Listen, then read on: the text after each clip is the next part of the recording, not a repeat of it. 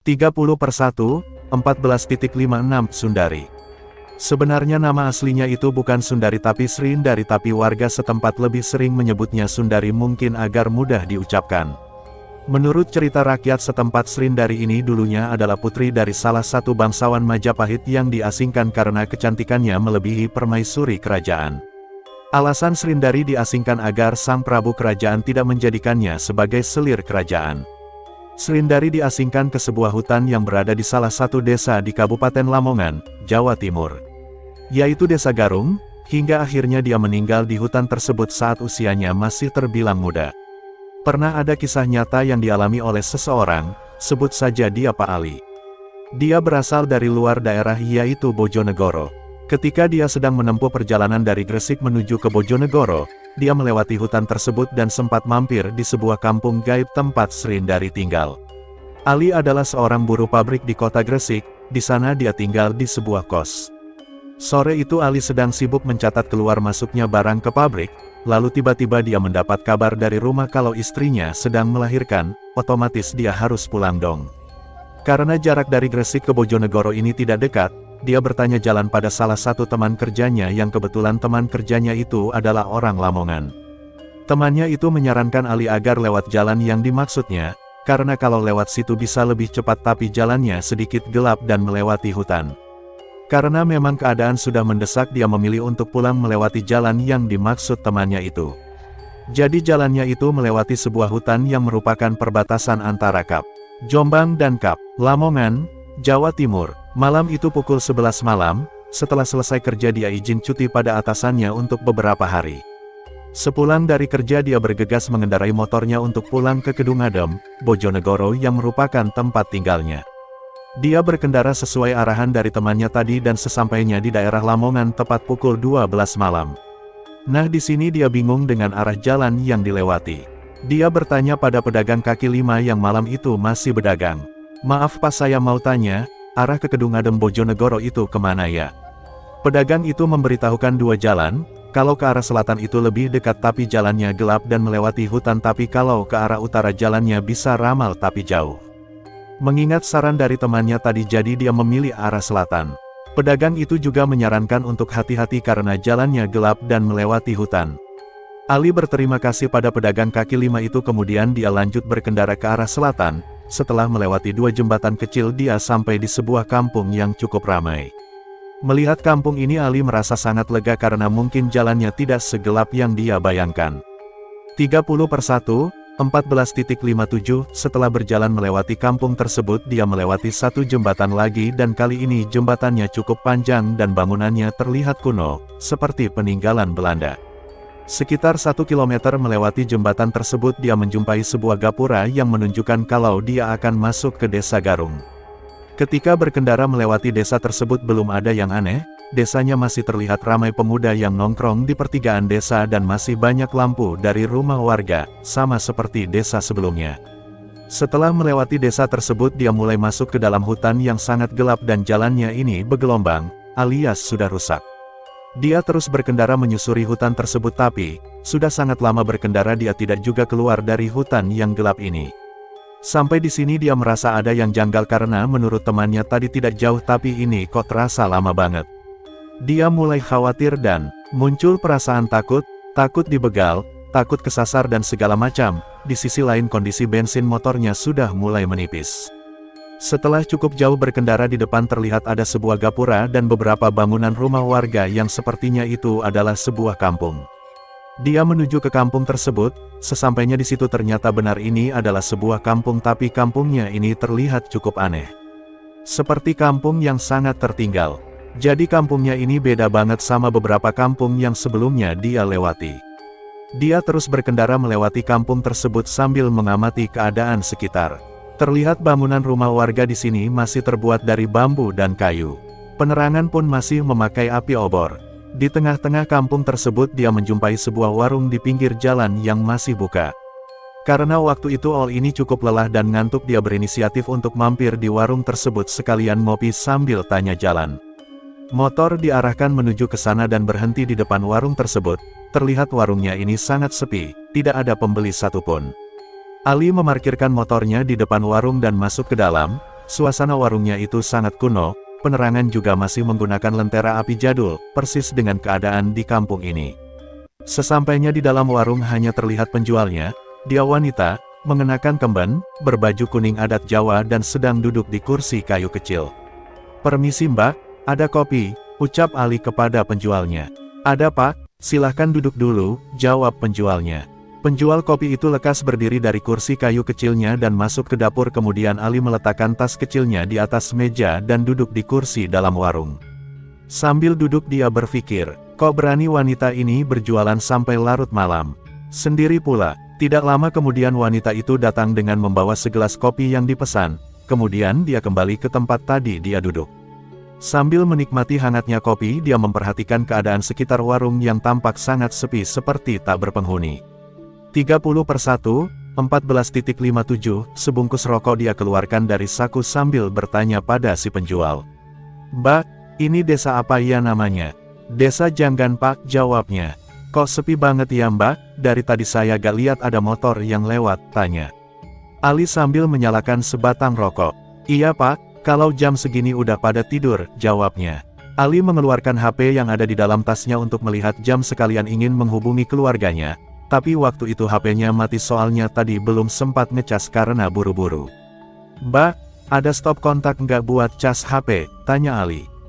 "Di sini tidak ada listrik Pak," jawabnya singkat. Di sini Ali mikir, masa di tahun segini masih ada desa yang belum dijangkau listrik. Karena memang keadaannya seperti itu, dia menganggap wajar karena penerangan warga aja masih memakai api. Dia kembali bertanya pada si penjual, "Mbak, kalau ke Kedungadem Bojonegoro masih jauh gak dari sini?" "Jauh Pak, lebih baik istirahat dulu aja tunggu pagi," jawabnya. Dia lanjut menikmati kopi dan karena capek dia merasa ngantuk hingga tanpa disadari dia tertidur dengan posisi duduk bersandar dinding warung yang terbuat dari anyaman bambu.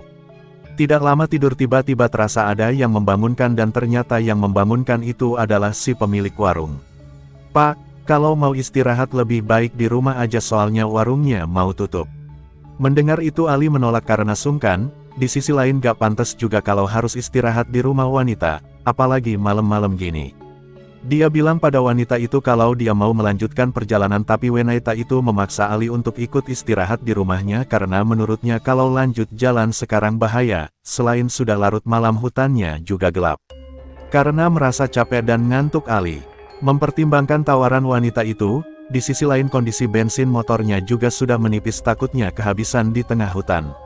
Ali pun bertanya pada wanita itu, apa boleh kalau istirahat di rumahnya dan apa keluarganya tidak melarangnya.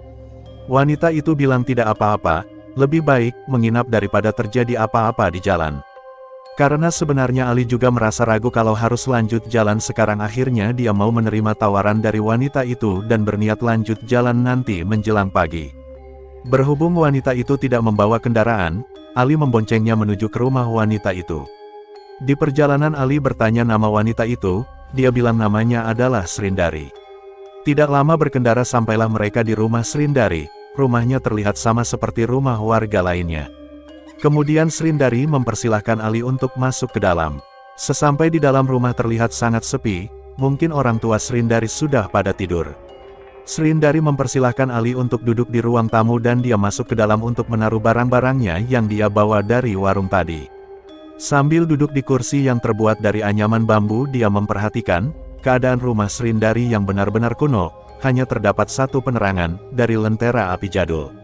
30/1, 14.58, tidak lama kemudian terlihat Srindari datang ke ruang tamu. Dia terlihat memakai pakaian yang berbeda dari sebelumnya tapi dengan warna yang sama yaitu kuning. Dia terlihat sangat cantik, berkulit kuning langsat dan rambutnya panjang bergelombang. Dia datang sambil membawa lentera api jadul dan makanan berupa buah maja. Buah maja ini bentuknya seperti jeruk tapi kulitnya keras, jadi kalau mau dimakan harus dipecah kulitnya. Rasanya manis dan baunya harum.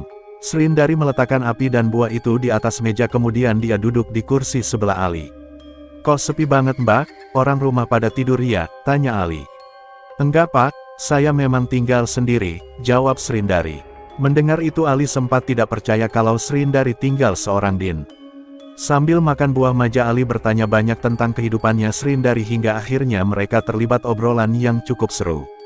Srindari mengatakan, Di sini dia tinggal seorang diri, tidak bersuami dan kedua orang tuanya sudah lama meninggal, begitupun dengan saudara-saudaranya. Mendengar gaya bicara Srindari dengan bahasa Jawanya yang lembut, Ali sempat terkagum dengan kecantikan Srindari sampai-sampai dia lupa dengan tujuannya kalau di rumah istrinya dalam keadaan melahirkan. Setelah cukup lama ngobrol, Srindari mempersilahkan Ol untuk istirahat di sebuah dipan yang ada di ruang tamu dan dia kembali masuk ke dalam.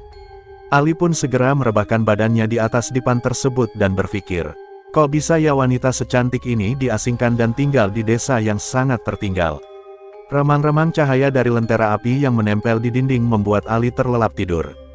Setelah terasa cukup lama tidur, dia terbangun karena merasakan silau. Ketika membuka mata dia benar-benar kaget karena keadaan sekitar tempat tidurnya itu adalah hutan, tidak ada tanda-tanda kampung yang semalam dia jumpai. Dipan tempat tidurnya pun adalah sebuah gubuk kayu.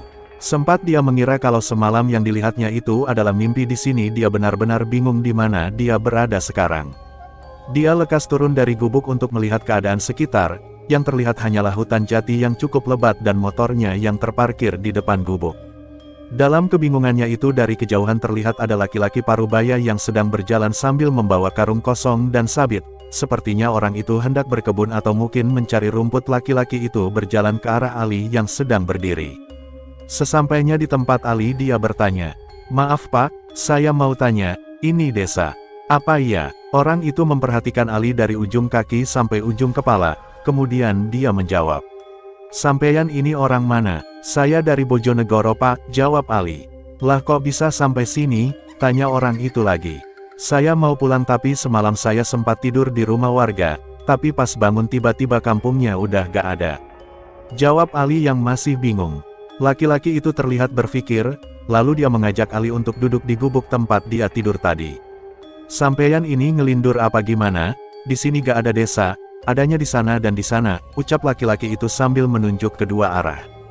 30/1/14.58 Mendengar penjelasan dari laki-laki itu, Ali benar-benar bingung. Kemudian laki-laki itu menawari kopi yang dibawanya dan meminta Ali untuk menjelaskan kejadian selengkapnya.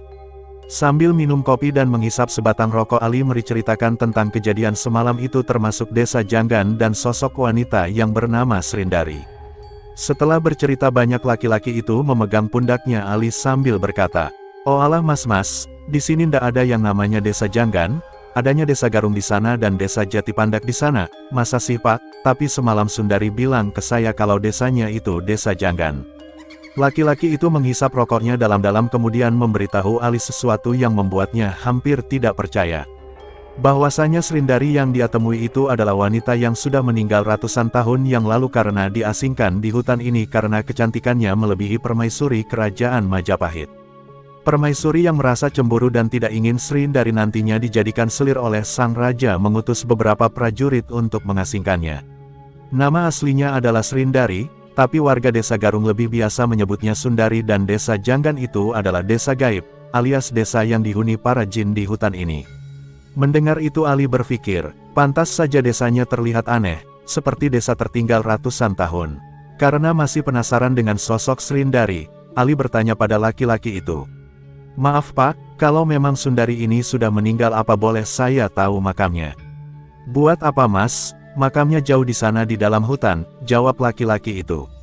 "Saya mau kirim doa Pak buat Sundari, kalau Bapak tidak keberatan tunjukkan saya makamnya biar saya ke sana," pinta Ali. Laki-laki itu menunjukkan jalan menuju ke makamnya Sundari, karena menurutnya makamnya ini jauh masuk ke dalam hutan. Dia bersedia mengantarkan Ali menuju ke sana. Satu batang rokok yang dihisap segera dihabiskan, kemudian mereka berjalan menuju ke makam tersebut. Kurang lebih 30 menit berjalan masuk ke dalam hutan sampailah mereka di makamnya Sundari. Terlihat makamnya ini benar-benar unik, terdapat beberapa kain kuning dan payung khas kerajaan di antaranya. Kemudian itu Ali duduk bersila di dekat makam itu dan mengirim doa untuk Srindari. Setelah itu dia kembali menuju gubuk tempat motornya terparkir. Sesampainya di sana dia mengucapkan terima kasih pada laki-laki itu dan dia pamit untuk melanjutkan perjalanannya pulang. Setelah melewati hutan jati yang cukup panjang, dia menjumpai beberapa kampung hingga akhirnya dia sampai di rumah dengan selamat. Sesampainya di rumah terlihat anaknya Ali ini ternyata cewek dalam keadaan sehat walafiat. Mengingat kejadian yang dialaminya di hutan itu, Ali berinisiatif untuk memberi nama anak pertamanya itu Sundari. dengan harapan kalau besar nanti dia bisa cantik dan mandiri seperti Sundari yang ditemuinya di desa Janggan tersebut. Selesai.